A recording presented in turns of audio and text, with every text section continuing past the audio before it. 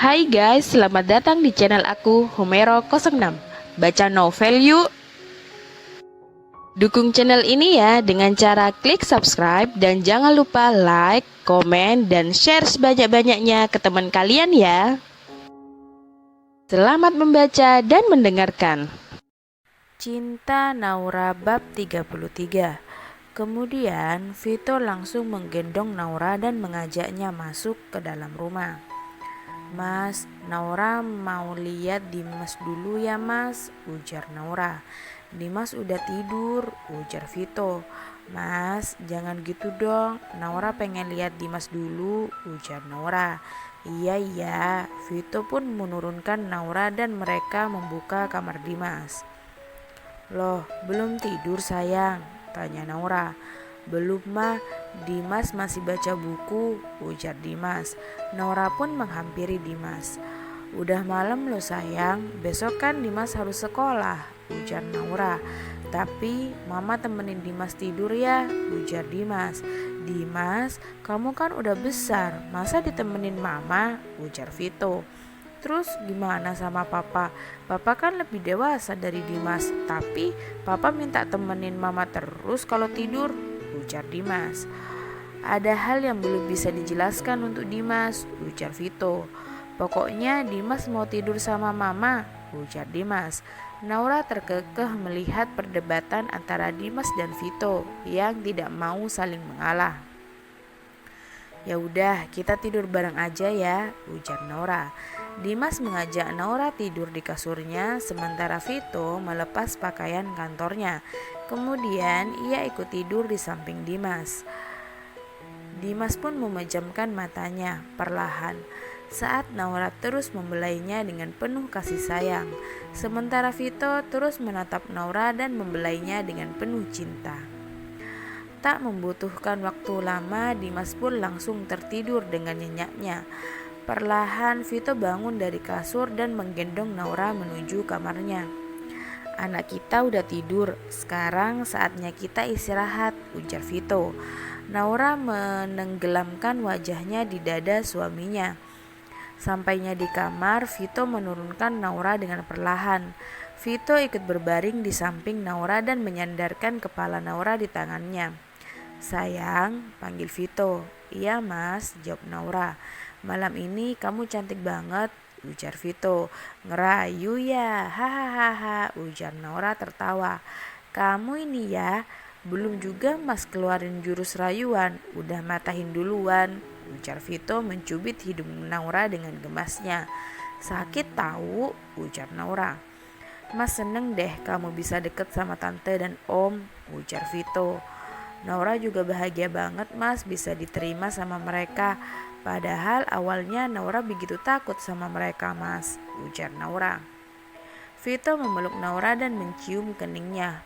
"Oh ya mas, Naura pengen cerita sesuatu sama mas," ujar Naura. "Apa itu sayang?" tanya Vito.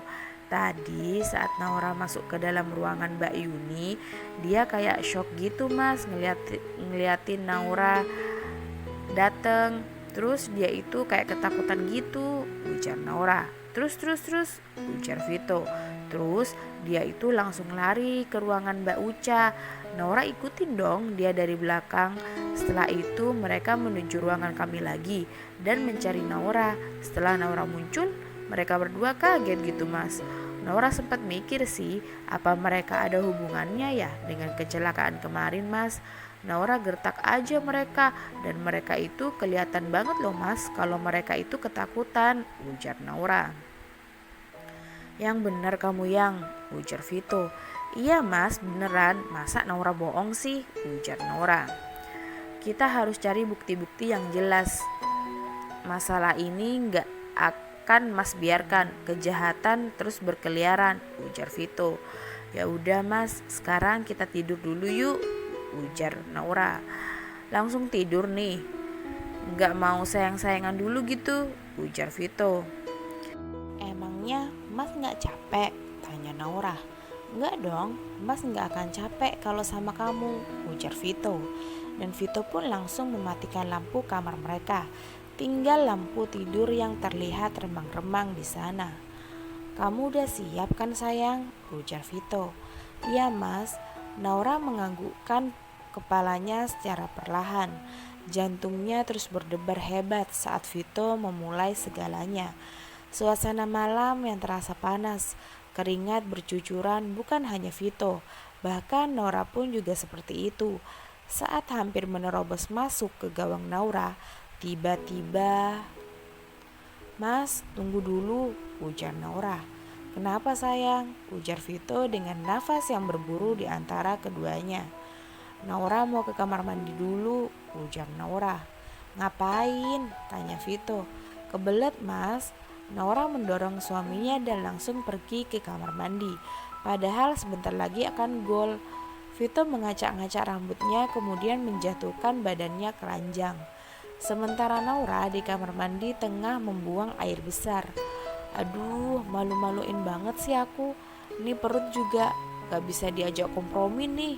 Bisa-bisanya di saat udah romantis-romantisnya malah mules gini. Pasti Mas Vito kesel banget deh sama aku," ujar Naura tampak frustasi di dalam kamar mandi. Setelah perut Naura sudah stabil, ia pun keluar dari kamar mandi. Namun dilihatnya Vito sudah tertidur pulas. "Kan, apa aku bilang, Mas Vito pasti marah deh sama aku. Buktinya aku ditinggal tidur," gumam Naura sembari menarik selimut ke tubuh Vito. Kemudian dikecupnya kening suaminya.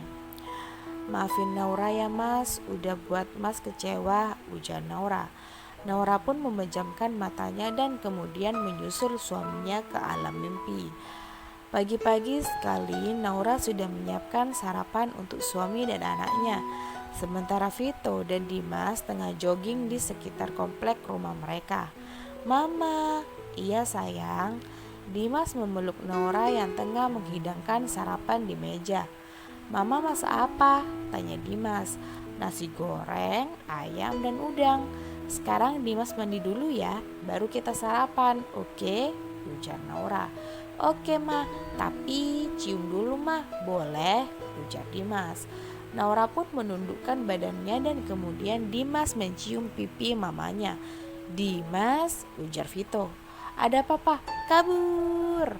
Dimas berlari meninggalkan mamanya setelah papanya melihatnya mencium pipi mamanya. "Sayang, Dimas kok boleh cium kamu?" ujar Vito. "Lah, memangnya kenapa mas?" tanya Naura. "Dimas kan anak kita," ujar Naura. "Dimas boleh, tapi mas enggak boleh," ujar Vito. "Kata siapa?" ujar Naura. "Kata mas barusan." Vito langsung menggendong Naura dan membawanya ke kamar Vito. "Mandi bareng yuk," ajak Vito. "Boleh, tapi gak boleh macam-macam ya," ujar Naura. "Gak janji, hehehe."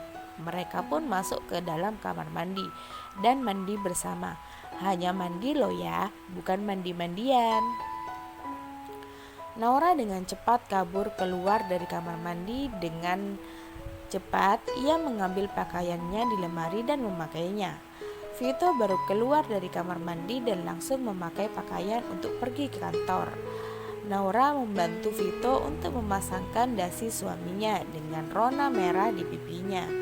"Humairaku gemesin deh," ujar Vito. "Humairah?" tanya Naura. "Iya, Humairah. Humairah itu artinya gadis dengan pipi kemerah-merahan sayang." Vito mencubit pipi Naura dengan begitu gemasnya. "Oh iya sayang, mas lupa kasih tahu kamu.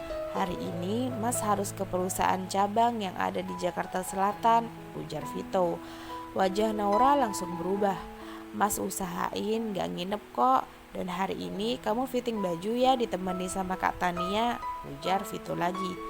"Fitting mas?" tanya Naura. "Iya sayang." Vito menatapnya dengan penuh cinta.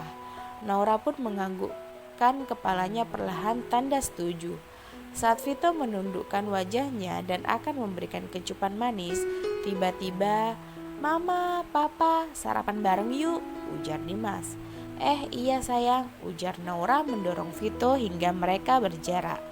Dimas buru-buru turun dari kamar papanya. "Dimas," ujar Vito. "Udahlah mas, jangan marah, namanya juga anak-anak," ujar Naura. Ganggu aja papanya mau mesra-mesraan. Gimana mau punya adik dia kalau dia ganggu terus, ujar Vito. Ganteng banget sih suami aku kalau lagi marah gini, ujar Naura merayu Vito agar tidak marah dengan Dimas. Mereka pun turun dari kamar dan sarapan bersama dengan Dimas. Setelah selesai sarapan, Vito mengantar Dimas ke sekolah. Kemudian ia dan Naura langsung pergi ke kantor. Naura mengerjakan tugasnya dengan cepat karena siang nanti akan pergi bersama Kak Tania untuk fitting baju. Sementara Vito dan John, asistennya, melakukan perjalanan bisnis ke perusahaan cabang. Tania sudah tiba di kantor Vito. Naura sapa Tania. Iya Kak Tania, udah sampai, ujar Naura. Iya, kamu udah selesai belum tugasnya, ujar Tania. Udah Kak, ini lagi beres-beres, bentar lagi ya Kak, ujar Naura. Ayune yang terus mengawasinya, namun Tania tak menyapanya sama sekali, seolah-olah mereka tak memiliki keterkaitan apapun. Setelah selesai membereskan pekerjaannya, Naura dan Tania menjemput Dimas terlebih dahulu. Kemudian ia pergi ke butik keluarga. Sampainya di butik, Tania langsung mengajak Naura ke lantai atas untuk melihat gaun pengantin yang sudah disiapkan untuk Naura. Tante Siska, Tania, Dimas, ini Naura ya, istrinya Vito, ujar Siska. Iya tante, saya Naura, ujar Naura. Wah, cantik sekali ya. Oh iya, ini gaun yang sudah kami siapkan untuk Naura nanti, ujar Siska. Cantik sekali tante, Naura suka, ujar Naura. Iya dong, ini khusus permintaan Vito loh, ujar Siska. Beneran tante? Iya mama, coba mama pakai dulu mah, ujar Dimas. Iya, Naura coba kamu pakai, ujar Tania. Naura menganggukkan kepalanya dan mengikuti Tante Siska untuk mencoba gaunnya. Tak lama kemudian Naura keluar dari kamar ganti. Mama cantik banget, ujar Dimas. Naura tersenyum manis saat Dimas memujinya cantik. Makasih sayang, ujar Naura. Gaun ini sangat cocok untuk kamu Naura, cantik, ujar Tania. Makasih ya Kak Tania, ujar Naura. Setelah selesai fitting baju, mereka pun pamit kepada Tante Siska. Sepanjang perjalanan, Tania tak banyak bicara. Sulit rasanya untuk Tania bicara dengan Naura. Namun, rasa bersalah kepada Naura selalu menghantuinya. Sampailah mereka di rumah Vito. Dimas, kamu bisa turun dulu, ujar Tania. Baik Kak, ujar Dimas. Dimas turun dari mobil dan masuk ke dalam rumah. Tania menarik nafas panjang dan menghembuskannya dengan kasar. Naura, aku mau ngomong sama kamu, dan setelah ini terserah sih kamu mau bagaimana, tapi aku gak mau dihantui rasa bersalah terus menerus, ujar Tania. Ada apa Kak? Tanya Naura. Naura, sebenarnya kecelakaan waktu itu adalah rencananya Uca, Yuni, dan Kak Tania. Kak Tania, aku minta Naura, sebenarnya kecelakaan waktu itu adalah rencana Uca, Yuni, dan Kak Tania. Aku minta maaf ya karena sempat membencimu. Aku terjebak ucapan Uca yang terus saja menjelekkanmu. Aku begitu bodoh bisa ikut masuk ke dalam rencana jahat Uca. Rencana awalnya sih kami hanya ingin mencelakai kamu saja, tapi ternyata kamu dan Dimas yang jadi korban. Aku sungguh minta maaf, ujar Tania tertunduk dengan air mata yang berlinang. Naura begitu syok mendengar ucapan kakak ipar sepupunya itu. Maafkan aku Naura, ujar Tania. Naura gak nyangka Kak, benar-benar gak nyangka Kak Tania seperti ini kepada Naura. Naura turun dari mobilnya dan menangis sembari berlari masuk ke dalam rumah. Sementara Tania meninggalkan rumah Vito. Bersambung.